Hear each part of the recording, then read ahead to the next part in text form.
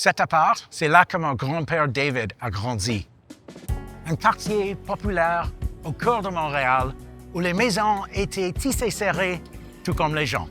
David, qui plus tard a été à la tête du NPD, s'est une fois présenté comme candidat ici. Et à quelques coins de rue de là, sur Saint-Laurent, ses parents ont aidé à bâtir ceci, la Sala Rosa.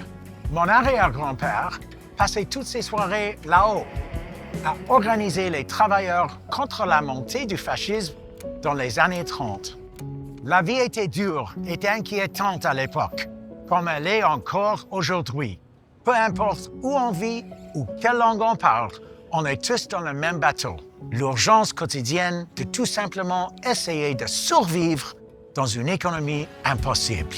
On connaît tous la cause. Une petite poignée de grandes entreprises qui dominent tous les secteurs.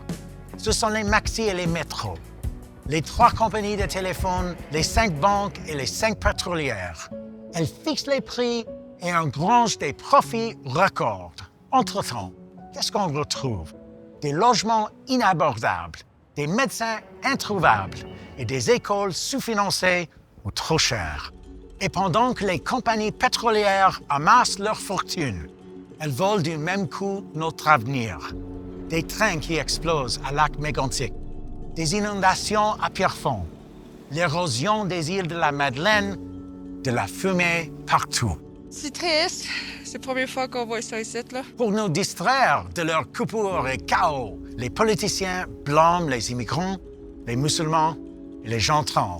On a clairement besoin de solutions et elles doivent être aussi grandes que les crises auxquelles on fait face. Des options publiques pour l'épicerie, le logement et les cellulaires. Un plafond national sur les augmentations de loyers et un New Deal vert qui crée des millions d'emplois bien payés pour bâtir l'économie de demain. Ici au Québec, vous avez déjà montré l'exemple. C'est le premier endroit en Amérique du Nord à avoir interdit l'exploitation de nouveaux combustibles fossiles. Et pendant que Carney et Legault essaient de ressusciter leur pipeline zombie, j'ai un message pour eux. Ni ici, ni ailleurs.